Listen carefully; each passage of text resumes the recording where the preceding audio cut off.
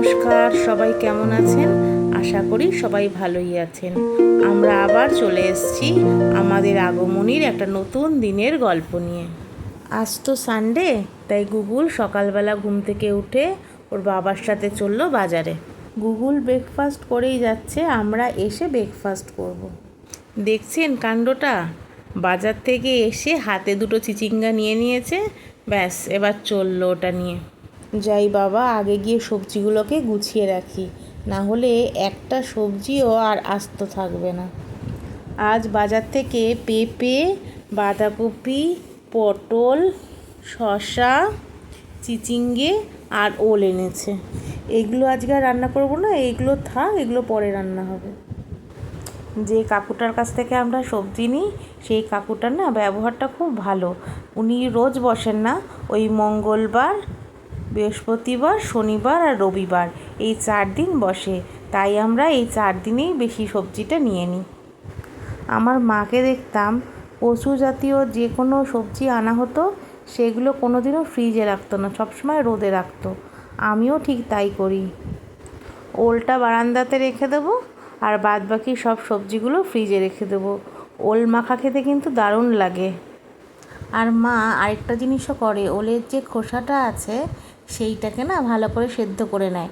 সেদ্ধ করে নিয়ে ওটাকে চটকে নেয়, তার মধ্যে চালের গুঁড়ো দেয়, লঙ্কা কুচি দেয়, একটু যদি রসুনের ফ্লেভার ভালো লাগে কারো, তাহলে থেতো করা রসুনও দেয়, আর একটু কালো জিরে দেয়, আর নুন হলুদ দিয়ে তারপরে চটকে নিয়ে ওটাকে ছোট ছোট করে বড়া করে মচমচে করে ভাজে গরম ভাতের সাথে, আর ওই বড়াটা খেতে খুব ভালো লাগে। আরেকজনের কাণ্ড দেখেছেন? চিচিঙ্গাটা ভেঙে দিয়েছে, তারপরে আবার সে দুটোকে জোড়া লাগানোর চেষ্টা করছে। একেই বলে বাচ্চা বুদ্ধি। সবজিগুলো তাড়াতাড়ি করে রাখি, তারপরে প্রসেনজিৎকে ব্রেকফাস্টটা দিই। আজকে ব্রেকফাস্টে করা হয়েছে রুটি আর ডিমের অমলেট আর সয়াবিন আলুর তরকারি। গুগলও না আমাদের সাথে সয়াবিন আলুর তরকারি খেতে খুব ভালোবাসে। আজকে না আমার আর প্রসেনজিতের দুজনেরই মনটা খুব বিরিয়ানি বিরিয়ানি করছে, তাই জন্য ভাবলাম আমাদের জন্য একটু বিরিয়ানি বানাই। সময়ের সাথে সাথে মানুষকে কত কিছু শিখতে হয়। আমি আর প্রসেনজিৎ দুজনেই হলাম বিরিয়ানি প্রেমী। আমরা তো ব্যাঙ্গালোরে হেব্বালে থাকতাম, ওখানে না কাছাকাছি কলকাতার বিরিয়ানি পাওয়া যেত না। তাই জন্য কলকাতার বিরিয়ানি খাওয়ার ইচ্ছা হলে আমাদের যেতে হতো কোরমঙ্গলা। ওখানে যেতে গেলে শুধু 800 টাকা পড়ে যেত ওলা অটো ভাড়া। এত দূর, তারপরে ব্যাঙ্গালোরে যা ট্রাফিকের সমস্যা, এত সময় লাগতো, এইসব মিলেমিশিয়ে আমাদের আর কলকাতার বিরিয়ানি খুব একটা খাওয়া হতো না। ব্যাঙ্গালোরে আমরা যে ফ্ল্যাটটাতে থাকতাম, তার পাশেই একটা হাজব্যান্ড ওয়াইফ থাকতো।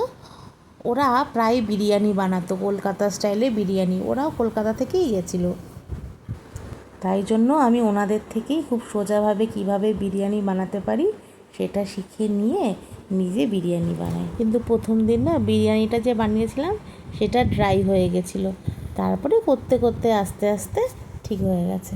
আমি বিরিয়ানি বানানো শেখার পরে আমরা প্রায় বাড়িতে বিরিয়ানি বানাতাম, কিন্তু কোনো দিনও আর আমরা ব্যাঙ্গালোরে কিনে বিরিয়ানি খাইনি।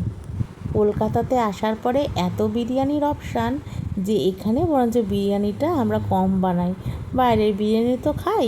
তাই জন্য অনেক দিন ধরে প্রসেনজিৎ বলছে যে ডিবাপিতে বিরিয়ানি খেতে যাবে, কিন্তু গুগলকে নিয়ে তো আর যাওয়া যাবে না, তাহলে দেখা যাবে বিরিয়ানি ঝরে ঝরে পড়ছে মাথার ওপর থেকে। তাই জন্য ওকে রেখেই যেতে হবে। এই সব ভেবে চিনতে আর যেয়ে ওঠা হচ্ছে না। বিরিয়ানির আলুগুলো না দমে বসানোর সময় আমি সব সময় রাইসের ওপরে দিই, না হলে না যখন সার্ভ করতে যাই তখন দেখি আলুগুলো ভেঙে যায়। প্রসেনজিৎ আমার হাতে তৈরি বিরিয়ানি খেতে খুব ভালোবাসে। আজ তো ডটার্স ডে, তাই গুগলের হয়ে আমি ওর বাবাকে বিরিয়ানিটা করে খাওয়ালাম। আর 15টা বছর পরে গুগল নিজে যখন বিরিয়ানি বানাবে, তখন আমি আর ওর বাবা পায়ের ওপরে পা তুলে বসে বসে খাবো। আমাদের মেয়েটার বয়স 1 বছর, কিন্তু তাও ও এমন অনেক কাণ্ড ঘটায় না যে আমরা দুজনেই খুব অবাক হয়ে যাই, ভালোও লাগে তেমন। ওর বাবা যখন স্নান করে আসবে, তারপরে জানেন তো ও না ওর বাবার হাতে চিরুনি দেবে মাথা আঁচড়ানোর জন্য। ওর বাবা ধরুন ঘুমিয়ে রয়েছে, ও ওর না ভালো লাগে না, ভাবে কি মনে হয় যে বাবার শরীর টরীর খারাপ নাকি। ও যতক্ষণ না প্রসেনজিৎ উঠবে ততক্ষণ ও বাবাকে ডেকেই যাবে। আর আমার যদি মন খারাপ থাকে না, আমি যদি চুপ করে বসে থাকি, ও যতই দুষ্টুমি করুক না কেন সব কিছু ছেড়ে না আমার কাছে আসবে, এসে আমাকে আদর করবে। আর আমি যদি মুখে হাত দিয়ে কখনো বসি, তাড়াতাড়ি করে এসে না আমার মুখের হাতটা সরিয়ে দেবে। আমরা যেমন করে ওকে আগলে রাখি, শাসন করি, ঠিক কটা বছর পরে ও ঠিক তেমন করেই আমাদেরকে আগলে রাখবে, শাসন করবে। দেখুন কেমন গেটের সামনে দাঁড়িয়ে রাস্তা দিয়ে যত লোকজন যাচ্ছে সবাইকে হাত নেড়ে নেড়ে ডাকছে।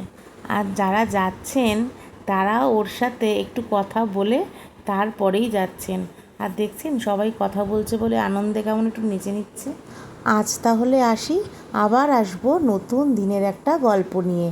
আজকের গল্পটা যদি আপনাদের ভালো লাগে তাহলে অবশ্যই লাইক, শেয়ার আর কমেন্ট করবেন। আর সাবস্ক্রাইব করতে ভুলবেন না কিন্তু। পাশে থাকা বেল আইকনটা প্রেস করে দেবেন যাতে ভিডিও আপলোডের পরে আপনাদের কাছে নোটিফিকেশান পৌঁছে যায়। ভালো থাকবেন, সুস্থ থাকবেন, আনন্দে থাকবেন।